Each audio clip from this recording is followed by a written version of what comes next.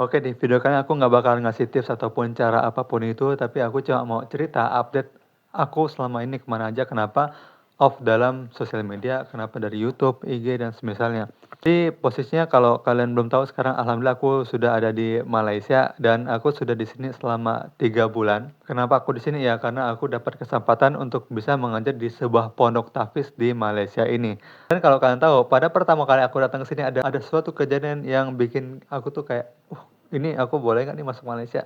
Jadi kan gini, singkat cerita aku 3 bulan yang lalu aku perpanjang paspor karena aku punya paspor tapi paspor aku sudah mati, sudah expired. Jadi aku ke kantor imigrasi untuk memperpanjang paspornya.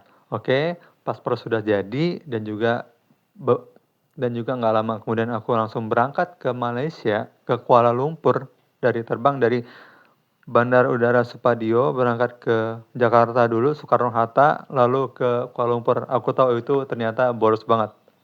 Ternyata ada cara yang lebih simpel. Tapi di saat aku nyampe ke Kuala Lumpur International Airport, aku ditahan sama imigrasinya, aku nggak boleh masuk. Aku nggak boleh masuk Malaysia dan aku langsung panik kayak, ini beneran aku nggak boleh masuk ke dalam Malaysia ini, aku ditahan kayak gini. Dan ternyata masalahnya adalah, kesalahanku juga aku nggak riset dan segala macam. Ternyata kalau kita mau ke luar negeri, bagi yang belum pernah ke luar negeri, ataupun ke Malaysia lah simpelnya, kita tuh harus ada tiket pulang. Jadi kita harus tahu kita tuh berapa lama di Malaysia. Nah, karena aku tidak ada tiket pulang, jadi aku ditahan di kantor imigrasinya dan di kantor itu aku sambil menunggu pihak MAT untuk membelikan tiket pulang. Jadi ketika tiket pulang sudah ada, baru aku boleh masuk ke Malaysia. Dan aku baru tahu kalau kita di negara orang ini, aku kan warga negara Indonesia dan aku pengen mengajar di Malaysia. Itu nggak boleh asal mengajar, aku datang ke Malaysia, ke Mahat, ngajar, nggak. Ada prosedurnya, kita harus diakui dulu sama JAIS kalau di sini. Kalau di Indonesia namanya Kemenak, kita harus diakui bahwa kita tuh layak nggak mengajar di sebuah pondok. Jadi, waktu aku datang ke Malaysia, aku harus ke JAIS dulu, ke Kemenak dulu untuk interview. Kalau di sini namanya temu duga. Kita ditanya apapun, mengajar apa, kita tahu Mahat ini dari mana, dan semisalnya kalau misalkan kita sudah selesai interviewnya, kita akan mendapatkan sebuah tauliah.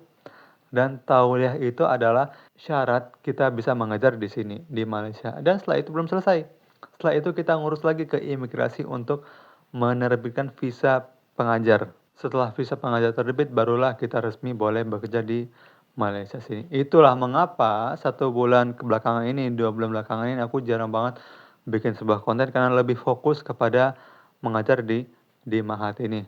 Itu yang pertama. Yang kedua, mungkin kalian bertanya kayak, kok bisa sih aku bisa mengajar di sini? Ya karena kalau bagi yang belum tahu, aku itu emang dari dulu dari tahun 2015 kalau nggak salah, dari umur aku sekitar 14 tahun, aku lulus dari MTs itu. Aku langsung masuk ke sebuah Mahat di Bekasi dan dari 2015 aku belajar di situ 4 tahun SMA-nya. Setelah itu lulus dari SMA di Mahat tersebut, aku lanjutkan kuliah di Mahat tersebut juga.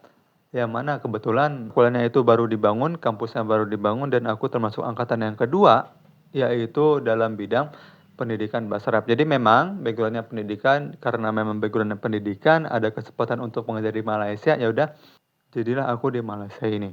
Dan juga ke depannya insya Allah aku akan sebisa mungkin, sesempat mungkin, entah itu seminggu sekali, sebulan sekali, aku akan update konten-konten seputar apa yang aku suka, entah itu produktivitas, entah itu mulai sekarang kan aku lagi ini, kalau kalian sadar di short aku itu ada, aku men-challenge diriku untuk belajar coding sampai jadi developer. Nah, nanti pokoknya aku bakal upload konten yang aku suka, aku lagi moodnya produktivitas, aku akan upload produktivitas, aku moodnya tentang coding, aku bakal upload tentang coding. Mungkin itu aja ya update saat ini, sesingkat itu aja. Sampai jumpa di konten selanjutnya. Terima kasih telah menonton, bye-bye.